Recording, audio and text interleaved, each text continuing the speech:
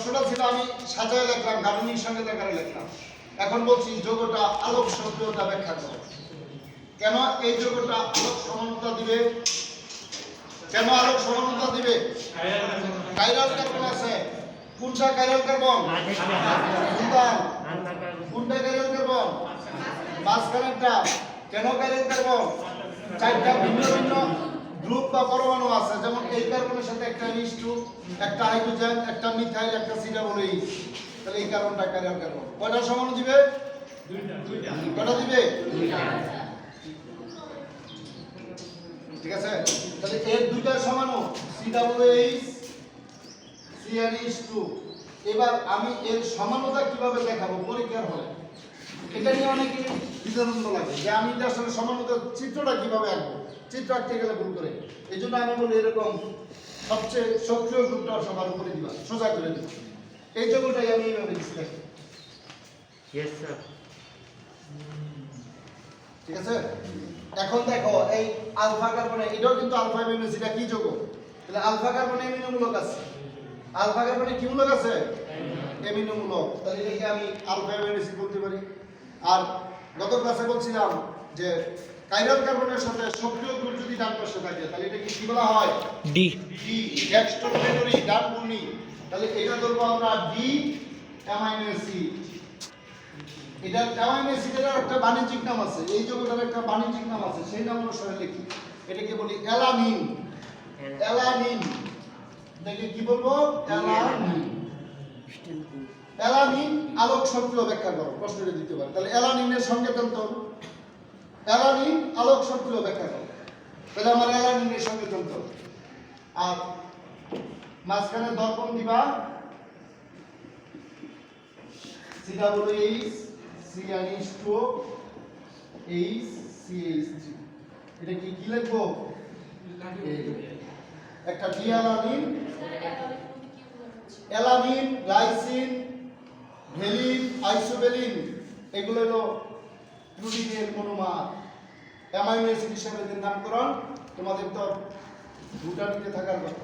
বাদ দিয়ে দিচ্ছি। তাহলে সেটা দেখাইতে হবে বিষয়। তুমি তো এটা দিবে তো আপনার এটা আমি শুনতেছি।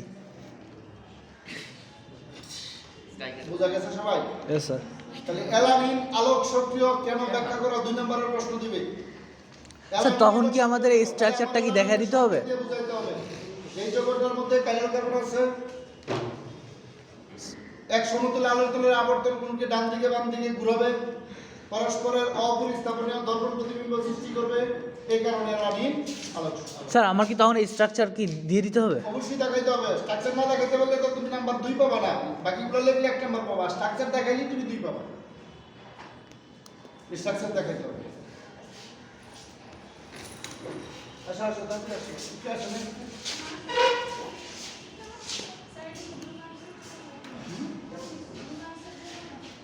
2 নাম্বার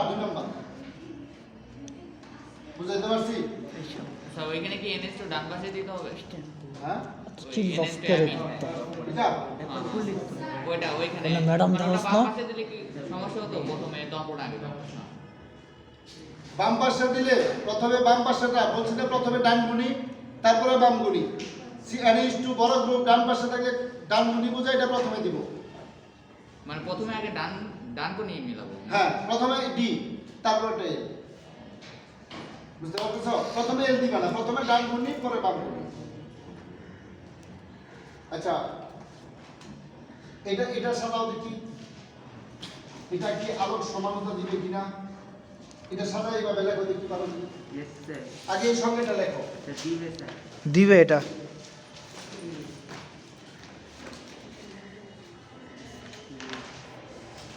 এটাকে আমি যে ফর্মে সাজাইছি এইভাবে সমান্তরাল দর্পণ প্রতিবিম্ব দিয়ে দেখো।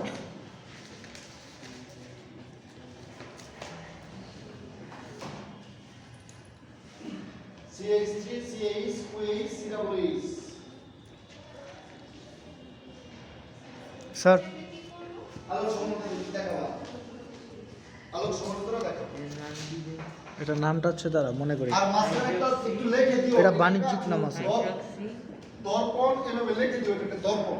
মাঝখানে অনেক টান দিয়ে রাখে লিখে দিব 2 হাইড্রক্সি 3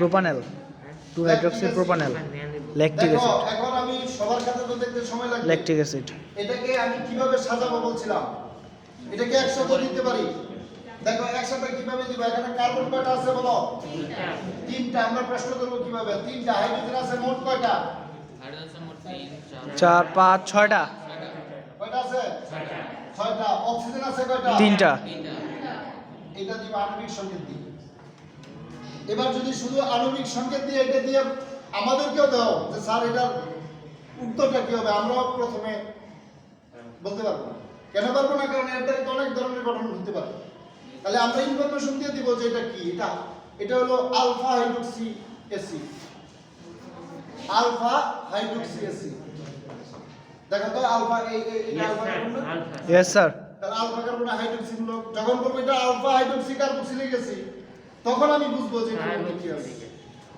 তাহলে এখন ল্যাকটিক অ্যাসিড হ্যাঁ আলফা হাইড্রোক্সি প্রোপানোয়িক অ্যাসিড আলফাটা আমরা বাণিজ্যিকভাবে বলি আর আলফাটা আমরা বাণিজ্যিকভাবে বলি আলফা অ্যামিনো অ্যাসিড এগুলো বাণিজ্যিকভাবে বলি তাহলে এখন দেখো তাহলে এখান থেকে আমি এটাকে এইভাবে ইনফরমেশন আমরা দিয়ে দিব যেটা একটা আলফা হাইড্রোক্সি কার্বক্সিলিক অ্যাসিড তাহলে আমি সাজিয়ে পারবো ইয়েস স্যার তারপরে তার সমানতা দেখানোর জন্য আমি কিন্তু এইভাবে দিব এই যে বড় গ্রুপ ডান পাশে বাম পাশে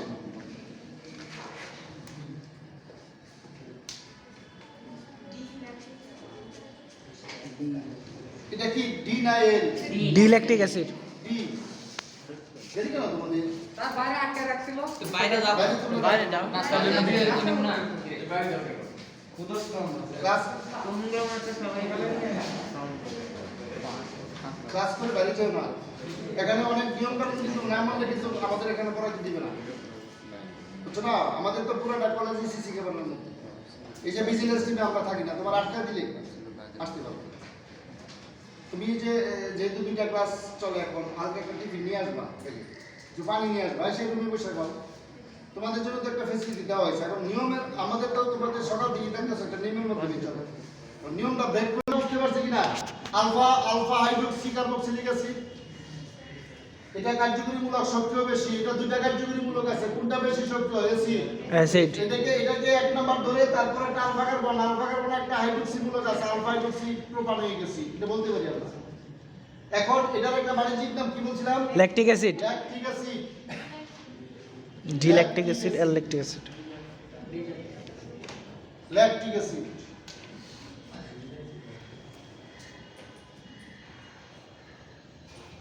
এটা কি ডি ল্যাকটিক অ্যাসিড না এল ল্যাকটিক অ্যাসিড ডি সবাই বুঝছো ডি কেন ইয়েস স্যার এটা হলো কাইরাল কার্বন ইয়েস এই কার্বনের সাথে বড় গ্রুপ ডান পাশে থাকবে যেমন এই কার্বনের ডান পাশে OH বাম পাশে হাইড্রোজেন বড় গ্রুপ ডান পাশে থাকবে ডি ডান গুণী ডেক্সট্রোরোটেটরি আর যদি আমি এই গ্রুপটাকে আমি বাম পাশে দেই তাহলে হয়ে যাবে এল আর উপরে দুইটা দেখানোর প্রয়োজন নেই উপরে দুইটা যেভাবে আছে সেইভাবে থাকবে মাঝখানে আমি একটা দর্পণ দিব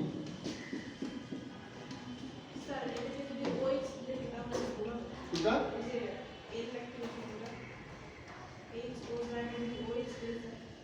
ভুল হবে না কারণ কি আমার যোজনীটা তো আসলে অক্সিজেনের 2 এখন আমি যদি OH দেই তাহলে যোজনী বোঝায় হাইড্রোজেনের 2 এই জন্য আমি অক্সিজেনটা ওই পাশে দিচ্ছি চেষ্টা করবো আমরা যোজনীটা ঠিক রাখার জন্য এটা দিছো তুমি তাহলে বুঝলাম আমি যে তুমি কিছুটা যোজনীটা কম বুঝো আর কি। কারণ হাইড্রোজেনের তো 2 না এই জন্য আমি এটাকে এই জায়গায় অক্সিজেনের কিন্তু একটা কার্বনের সাথে আর একটা হাইড্রোজেনের সাথে এটাকে আমি একটু ঘুরাই রেখেছি যাতে অক্সিজেনের সাথে বন্ডটা থাকে এটা চেষ্টা করবো এইভাবে দেওয়ার জন্য ঠিক আছে এটা বন্ড মিলানোর জন্য আমরা চেষ্টা করি এখন যদি তুমি প্রথমেই দেখো COOH CH2 CH3 এটা কিন্তু যোজনীটা এই কার্বনের সাথে এই কার্বনের ইয়েস এই কার্বনের সাথে এই কার্বনের হাইড্রোজেনের সাথে কার্বনের যোজনী না তারপরে আমরা ধরবো এটা ঠিক আছে তারপরে বুঝবো যে তুমি আসলে সংকেতগুলো আসলে ওইভাবে লিখতে পারো না এখন তুমি এটা যদি বামিয়ে দিতে চাও তাহলে এটাকে বামিয়ে দিয়ে দাও দিয়ে তুমি এটাকে দাও এই তো বুঝতেছো তাহলে আমরা গ্রুপগুলো লেখার সময় এমন ভাবে লিখবো যাতে যোজনীটা যার সাথে দেওয়ার কথা সেটার সাথে মিলে। স্যার তাহলে মাঝখানে যে H2 আছে ওইটাও তো সরে দাও। হ্যাঁ, মাঝখানে H2 তো তোমাকে নিয়ম হলো যে এইভাবে দেওয়া। উপরে দাও। তারপর আমরা বলি যে এই CH একসাথে দিলেও আমরা গাঠনিক সঙ্গে তুলি, নিয়ম তুলে এরকম দেওয়া। কিন্তু এতগুলো দিতে গেলে তো সময় লাগবে, এই জন্য আমরা CH একসাথে দিলেও বলতে পারবো। আবার দেখো আমরা যখন এটা লিখি CH3 CH2 তাহলে CH3 এটা যখন লিখি তাহলে কার্বনের সাথে কি কার্বনের হয়েছে? না স্যার। তারপর আমরা লিখি, কিন্তু লেখার নিয়মটা আমি বলি এইভাবে লিখবা, প্রথমে CH3 দিলে এইভাবে দিও, তাহলে এটা আরো সুন্দর হয়, কোনটা যেন কার্বনের সাথে থাকে। ঠিক আছে? আচ্ছা এই পর্যন্ত একটু দেখো, তাহলে এটাকে ডি ল্যাকটিক অ্যাসিড এল ল্যাকটিক অ্যাসিড। এবার অনেকেই কিন্তু পড়ছে এটাকে আমরা ডি ল্যাকটিক অ্যাসিড করব, এটাকে এল ল্যাকটিক অ্যাসিড, এল ল্যাকটিক অ্যাসিড। এখন এক সমতুল্য আলোর তলের আবর্তন কোণকে কত ডিগ্রি ডানে ঘোরাবে, কত ডিগ্রি বামে ঘোরাবে আমরা বলছি সেই মানটা সব যোগের নাই, যে কয়টা আছে সেই কয়টা আমরা বলে দিব। যেমন ডি ল্যাকটিক অ্যাসিডের মানটা আছে 2.24 ডান দিকে ঘোরাবে, কত ডিগ্রি বাম দিকে ঘোরাবে, 2.24 এক সমতুল্য আলোর তলের আবর্তন কোণ, এক সমতুল্য বা তল সমাবর্তিত আলোর তলের আবর্তন কোণকে কত ডিগ্রি ঘোরাবে সেটা কিন্তু পরীক্ষিত, আমরা ইচ্ছা করে দিতে পারবো না। দেখা গেছে ল্যাকটিক অ্যাসিড কত ডিগ্রি ঘোরায়? 2.24 না, প্লাস প্লাস 2.24 প্লাস 2.24 ডিগ্রি। ডান দিকে ঘোরায়। তাহলে এই ইনফরমেশন আজকে থেকে আমরা মুখস্থ রাখবো। ডি ল্যাকটিক অ্যাসিড তল সমবর্তিত আলোর তলের আবর্তন কোণকে কত ডিগ্রি ডান দিকে ঘোরায়? প্লাস 2.24 2.24 ডিগ্রি ডান দিকে ঘোরায়। আর এল ল্যাকটিক অ্যাসিড কত ডিগ্রি ঘোরায়? মাইনাস 2.24। স্যার এই যৌগটা কি প্রিজমের মধ্যে থাকে?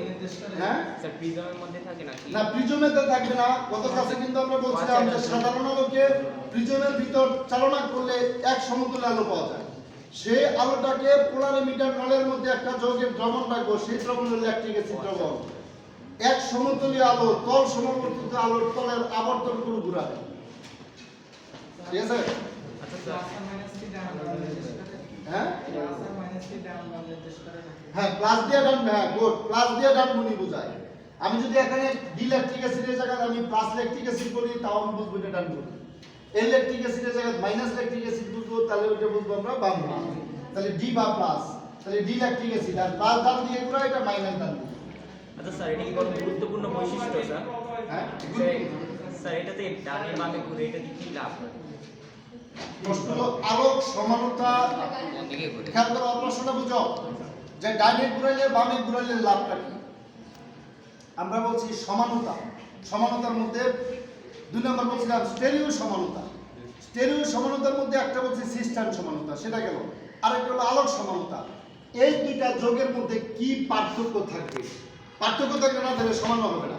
আর জৈব যৌগের অন্যতম একটা বৈশিষ্ট্য হলো সমানতা ধর্ম দেখায়, এই জন্য জৈব যৌগের সংখ্যা বেশি। একটা আণবিক সংখ্যা গাঠনিক সংখ্যা 6-7টা হতে পারে, ভিন্ন ভিন্ন যৌগ গঠন করে। তাহলে এই যে দুইটা, এই দুইটার মধ্যে পার্থক্য থাকবে, পার্থক্য না থাকলে সমানও হবে না। আর সমান হওয়ার কারণেই জৈব যৌগের সংখ্যা বেশি। এখন কি পার্থক্য থাকবে? এই যৌগটার আণবিক সংখ্যা, তার এই দুইটার আণবিক সংখ্যা দেখ, Yes, sir. গাঠনিক সংখ্যা দেখ, ভৌত ধর্ম এক, রাসায়নিক ধর্ম এক, Yes. আলোক সমানতার 4টি এক। মনে রাখতে হবে জ্যামিতিক সমানতার শুধু আণবিক সংখ্যা তার গাঠনিক সংখ্যা এক, ভৌত ধর্ম রাসায়নিক ধর্মে পার্থক্য। আলোক সমানতার 4টি এক, আলোক সমানতার ভৌত ধর্ম রাসায়নিক ধর্ম জ্যামিতিক আণবিক সংখ্যা গাঠনিক সংখ্যা 4টি এক, শুধু পার্থক্য থাকবে আবর্তন কোণ। যেমন একটা ডান দিকে ঘুরাবে আর একটা বাম দিকে ঘুরাবে, এই কোণ সৃষ্টি করলে এরা সমাণু গঠন করে। আর সমাণু হওয়ার কারণে জৈব যৌগের সংখ্যা বেশি। আর এই সমাণুগুলা কি সমাণু বলছি আমরা? আলোক সমাণু। কেন? এই যৌগের মধ্যে আমরা এক সমতুল্য আলো অতিক্রান্ত করছি, চালনা করছি, ফলে আবর্তন কোণ সৃষ্টি হয়েছে। এই জন্য আলোক সমাণু। স্যার প্রকৃতিতে তো এই দুই ধরনের ল্যাকটিক অ্যাসিডই থাকে তাই না স্যার? থাকে। যেমন ডি ল্যাকটিক অ্যাসিড এটা মাংসপেশির মধ্যে থাকে, আর এল ল্যাকটিক অ্যাসিড টক দধির মধ্যে থাকে। এক একটা বৈশিষ্ট্য এক একটা। কথা বুঝতে পারতেছ? ডি ল্যাকটিক অ্যাসিড কোথায় থাকে? মাংসপেশির মধ্যে। আর এল ল্যাকটিক অ্যাসিড টক দধির মধ্যে। আচ্ছা এখন একটু শোনো, নিচে লেখো এনানসিউমার, সবাই লেখো এনানসিউমার। আমরা আজকে সমান্তরাল শেষ করতে পারবো। আগামী ক্লাসে আমরা মূল বিক্রিয়া চলে যাব।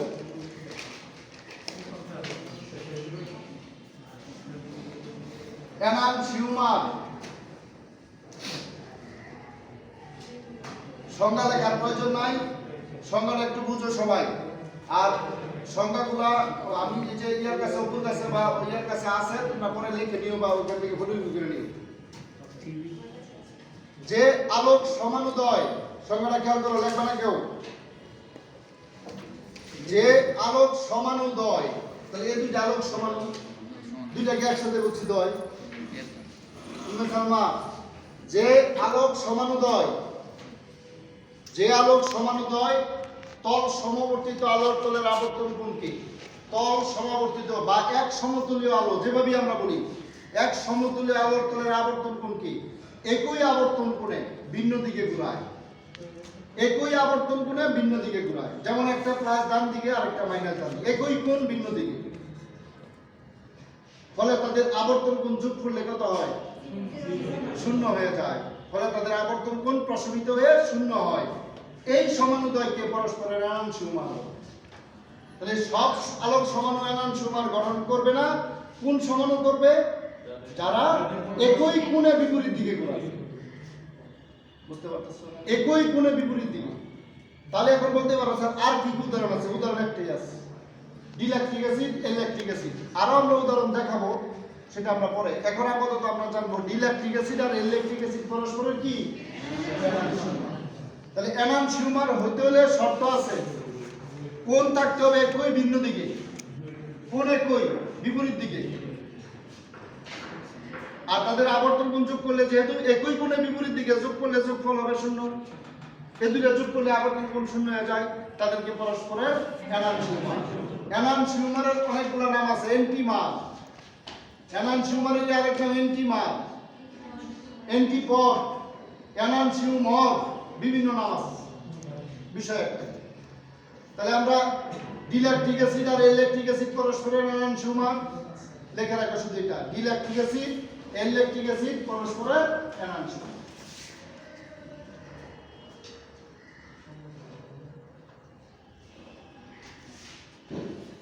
বুঝতেছো? এনানসিউমার, ডিল্যাকটিক অ্যাসিড আর ইলেকট্রিক অ্যাসিড পরস্পরের কি? এনানসিউমার। এবার নিচে লেখো রেসিমিক মিশ্রণ। রেসিমিক, রেসিমিক মিশ্রণ। তোমাদের কালকে আগামীকাল ফিজিক্স পড়া আছে, কেমিস্ট্রি ছিল, কেমিস্ট্রিটা কালকে হবে না, সোমবারে হবে। আর কালকে সাথে ম্যাথ স্যার আসবে, তো ম্যাথ দিয়ে দিতে পারবে। রেসিমিক মিশ্রণ, এবার এটাও লেখার প্রয়োজন নাই। দুটি এনানসিউমারের মিশ্রণকে রেসিমিক মিশ্রণ বলে। তাহলে আমরা যদি একটা পাত্রের মধ্যে ডিল্যাকটিক অ্যাসিড আর ইলেকট্রিক অ্যাসিড নেই, দুইটার মিশ্রণ করি, এই মিশ্রণকে কি বলা হয়? দুইটা এনানসিউমারের মিশ্রণকে রেসিমিক মিশ্রণ বলে। তাহলে রেসিমিক মিশ্রণ কি আলোক সক্রিয় না নিষ্ক্রিয়? নিষ্ক্রিয়, নিষ্ক্রিয়, আলোক নিষ্ক্রিয়। আলোক সক্রিয় হইতে হলে আবর্তন কোণ উৎপন্ন করবে। যেহেতু দুইটা দ্রবণ মিশাই দিলে আবর্তন কোণ যোগ করলে শূন্য হয়ে যায়, তাহলে রেসিমিক মিশ্রণ কি? নিষ্ক্রিয়। তাহলে রেসিমিক মিশ্রণের বৈশিষ্ট্য হলো এরা আলোক নিষ্ক্রিয়। মিশ্রণটা আলোক নিষ্ক্রিয়। আরেকটা বৈশিষ্ট্য আছে, যখন তুমি মিশ্রণ করবা ডিল্যাকটিক অ্যাসিড, ইলেকট্রিক অ্যাসিড একসাথে মিশাবা, এই দুইটা থেকে আবার আলাদা করা যায়। তাহলে রেসিমিক মিশ্রণের উপাদানগুলো পরস্পর থেকে আলাদা করা যায়। সেই পদ্ধতি আছে। এগুলো তোমাদের সিলেবাসে নাই, এগুলো অনার্স সেকেন্ড ইয়ার থার্ড ইয়ারে পড়বা। তার মানে আমরা জানবো যে রেসিমিক মিশ্রণগুলি পরস্পর থেকে কি করা যায়? আলাদা করা যায়। রেসিমিক মিশ্রণ আলোক কি? নিষ্ক্রিয়। সত্য আলোক নিষ্ক্রিয়।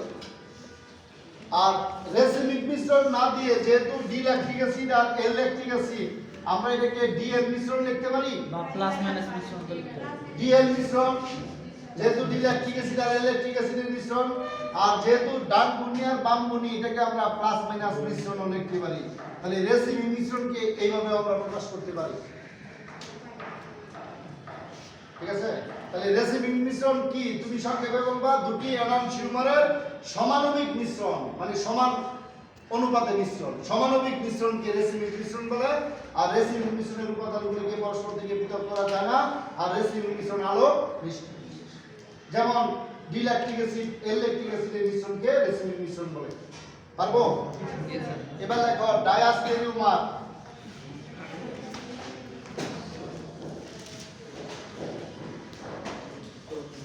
ক্লাসেও তো তোমাদের এগুলো পড়ানোর কথা,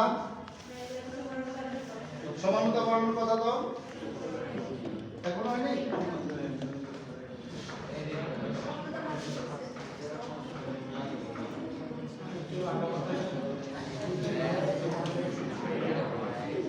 দেখো ডায়াস্টেরিওমার, সবাই এটা লেখো।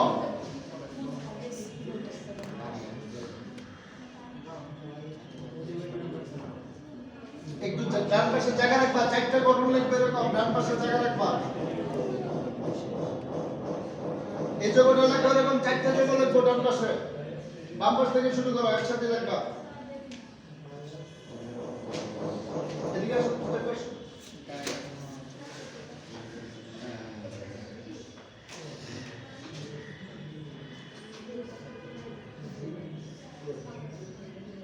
চারটা যোগ লিখবো পাশাপাশি, চেষ্টা করবো একসাথে লেখা।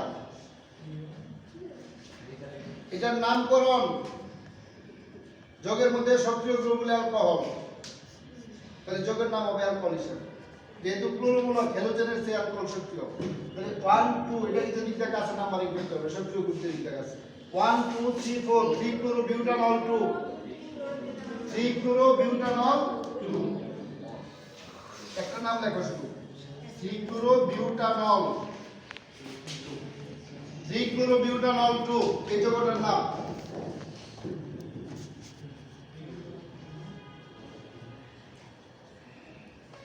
এটা 1 নাম্বার, নিচে 1 নাম্বার গঠন দাও এটা। তারপরে আমি যেভাবে লিখি এভাবে লেখো।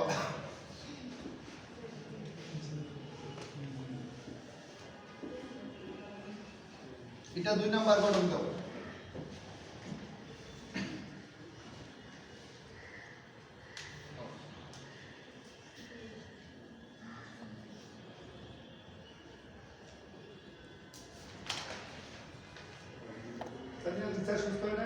এবার 3 নাম্বার গঠনটা লেখো।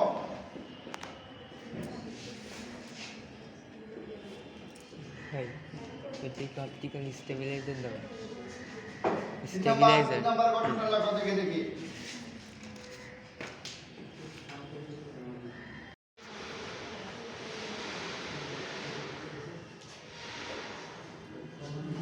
স্ক্রিন আছে না?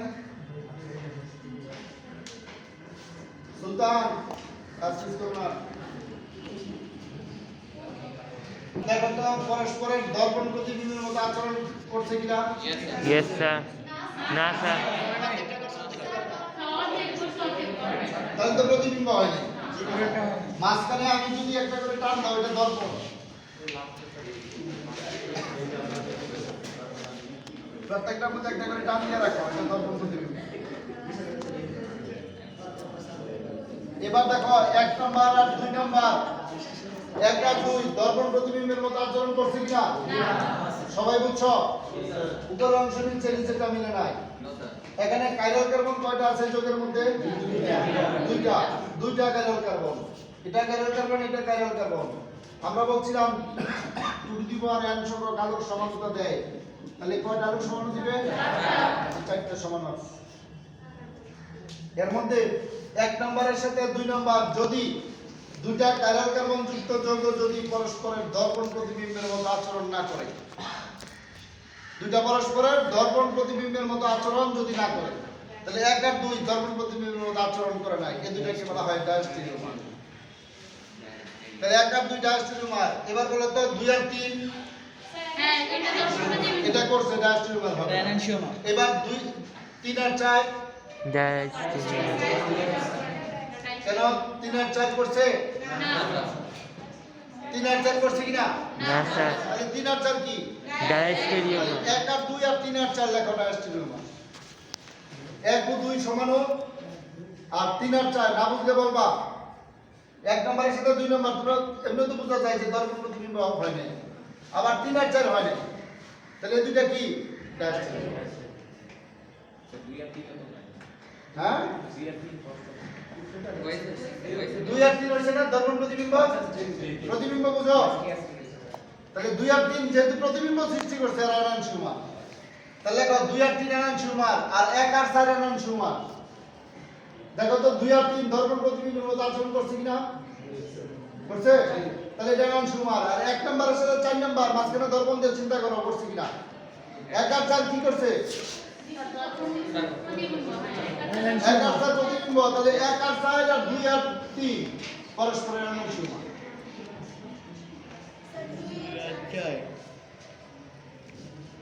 2 আর 4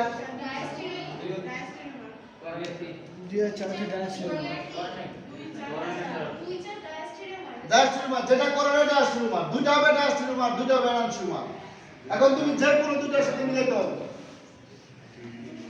বুঝতে পারছি কথাটা চারটেই সমান হয় এখন তুমি 2 4 মিলাবা না 1 4 মিলাবা 2 3 না 1 3 যেটা মিলবে এটা দর্পণ প্রতিবিম্ব সৃষ্টি করবে এটা হবে এনানস্ট্রিউমার আর দুইটা হবে ডায়াস্ট্রিউমার তাহলে ডায়াস্ট্রিউমার কারা দুটি কাইরাল কার্বন যুক্ত যৌগ যদি পরস্পরের দর্পণ প্রতিবিম্বের মতো আচরণ না করে দুটি কাইরাল কার্বন যুক্ত যৌগ যদি পরস্পরের দর্পণ প্রতিবিম্বের মতো আচরণ না করে এই সমানোদয়কে পরস্পরের ডায়াস্ট্রিউমার বলে আর ডায়াস্ট্রিউমারের আরেকটা বৈশিষ্ট্য শোনো এনানস্ট্রিউমার মিয়াজি কথা বলো না মিয়াজিকে এখনো বুঝো নাই তুমি বুঝতে পারছো বুঝতে পারলে আমার সাথে কথা বলবো এনানস্ট্রিউমার শোনো এনানস্ট্রিউমার বলছিলাম আমরা একই কোণের বিপরীত দিকে ঘোরায় কোন একটা বিপরীত দিকে একটা প্লাস যদি বাদ দিকে হয় একটা মাইনাস পাচ্ছি তাহলে এখানে যে দুটো এনানস্ট্রিউমার এই দুটোর আবর্তন কোণ আমরা জানি না কিন্তু দুটো এনানস্ট্রিউমার যদি একটা তার ডান দিকে 10 ডিগ্রি ঘুরে আর একটা বাম দিকে 10 ডিগ্রি ঘুরে বুঝতে পারছি আর ডায়াস্ট্রিউমার বলছে আমরা একই কোণে ভিন্ন ভিন্ন কোণে একই দিকে ভিন্ন ভিন্ন কোণে একই দিকে ভিন্ন ভিন্ন কোণে একই দিকে এবার তুমি বলো ভিন্ন ভিন্ন দাঁড়াও ভিন্ন ভিন্ন কোণে একই দিকে এবার 2 আর 3 তো ডায়াস্ট্রিউমার না 1 আর 2 এটা যদি একই কোণের ডান দিকে ঘোরায় এটাও তো একই কোণের ডান দিকে ঘোরাবে এটা যদি 10 ডিগ্রি ঘোরায় এটা কয় ডিগ্রি ঘোরাবে ভালো কথা কইছো একই দিকে ভিন্ন ভিন্ন কোণ একই দিকে ভিন্ন ভিন্ন কোণ এটা ডান দিকে 10 ডিগ্রি ঘুরেছে প্লাস 10 ডিগ্রি তাহলে এটা কত ডিগ্রি হবে প্লাস 11 বান জানি না তুমি একটা বলো যে কোন একটা মান প্লাস 20 প্লাস 30 প্লাস 5 10 এর বলা যাবে না বলা যাবে তাহলে ডায়াস্ট্রিউমার একই দিকে ভিন্ন ভিন্ন কোণে বুঝাইতে পারছি কথাটা কথা বুঝাইতে পারছি না আচ্ছা এবার যদি বলি যে একই দিকে শুধু প্লাস না একই দিকে এবার মাইনাস 10 ডিগ্রি মাইনাস 10 তাহলে পরেরটা কত ডিগ্রি হবে -11 মাইনাস 20 মাইনাস প্লাস মাইনাস 2 যাই বুঝাইতে পারছি তাহলে ডায়াস্ট্রিউমারের বৈশিষ্ট্য হলো একই দিকে ভিন্ন ভিন্ন কোণে আর এনানস্ট্রিউমার যদি বলি এখানে যে দুইটা এনানস্ট্রিউমার এরা একই কোণে ভিন্ন দিকে একই কোণ ভিন্ন দিকে বিপরীত দিকে আর ডায়াস্ট্রিউমার দুটো একই দিকে ভিন্ন কোণে জানেন এবার দেখো মেসোযৌগ তাহলে এনানস্ট্রিউমার বুঝলাম রেসিমিক মিশ্রণ বুঝলাম এনানস্ট্রিউমার দুটো মিশিয়ে দিলে রেসিমিক মিশ্রণ আর ডায়াস্ট্রিউমার বুঝলাম এবার দেখো মেসোযৌগ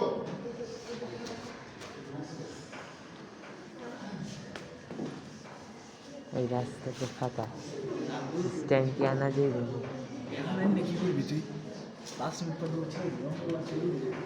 অঙ্ক ক্লাস হবে না ওই ম্যাথ ক্লাস হবে না এবার একটু দেখো তো এই না ম্যাথ ক্লাস হইব মেসোযৌগ খুব বেশি না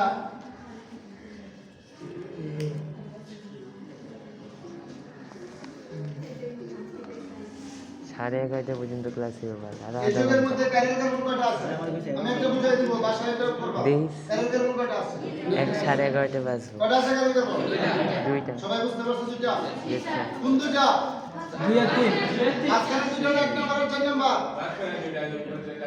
গুড এই দুটো আগে কই এখানে চারটা খেলায় বিন্দু যে নাই। কি কয় কিছু বুঝি তাহলে এই দুটা কটা সমান দিবে এর মধ্যে দুটো এনান সমান হবে বাসায় এনান সমানের গঠনটা করবা যে দর্পণ প্রতিবিম্বের মতো আচরণ করবে আর দুটা হবে ডেসিমেস যোগ দুটা মেসু আর দুটা হবে এনান সুমারটা আমি আর দেখাবো না বাসায় তোমরা করবা তুমি দর্পণ প্রতিবিম্ব দেখাইতে পারলেই হবে ঠিক আছে এবার এই যৌগটার নাম 2,3 ডাইহাইড্রোক্সি যেহেতু অ্যাসিড গ্রুপ সক্রিয় 2,3 ডাইহাইড্রোক্সি বিউটেন ডাইইউরিক অ্যাসিড লেখো 2,3 ডাইহাইড্রোক্সি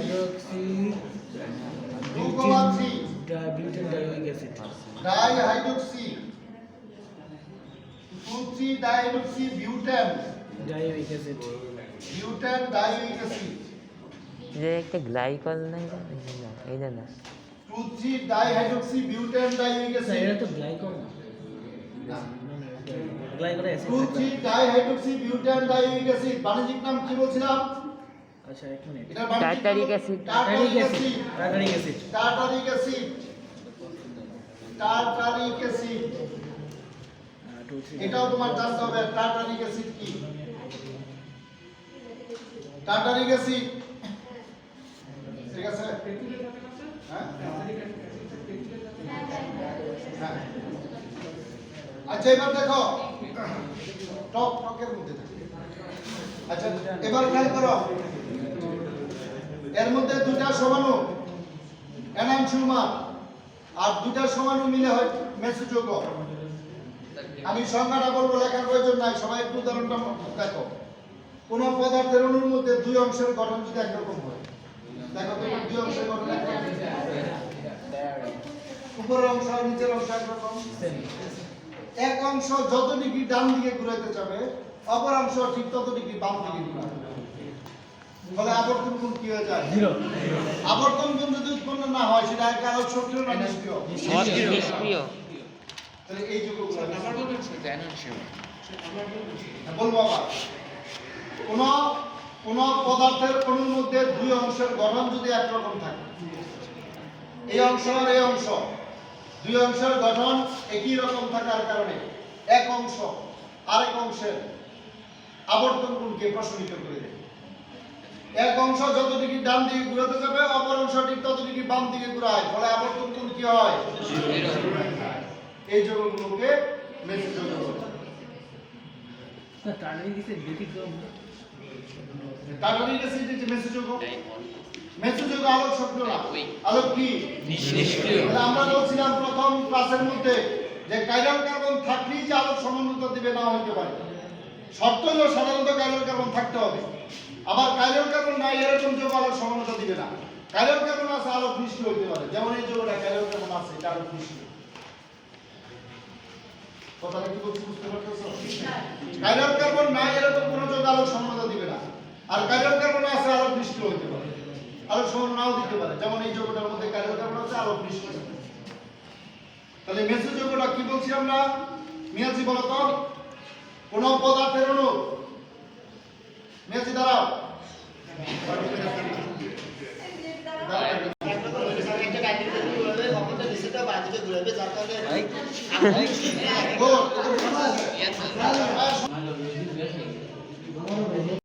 প্রশমিত করে দুই অংশের গঠন যদি একরকম থাকে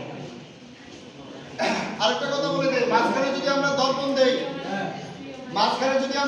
দেই তাহলে এই অংশের উপর কি উপরি স্থাপনীয় হবে না অপরি স্থাপনীয় আবার বলি এটা যদি মাঝখানে দর্পণ দেই তাহলে এই অংশের উপরে কি উপরি স্থাপনীয় না অপরি স্থাপনীয় না মাঝখানে এটা দিলে এটা বলে যেটার উপরে তাহলে একটাকে আরেকটার উপরে স্থাপন করা যাবে এই সমানুপাতিক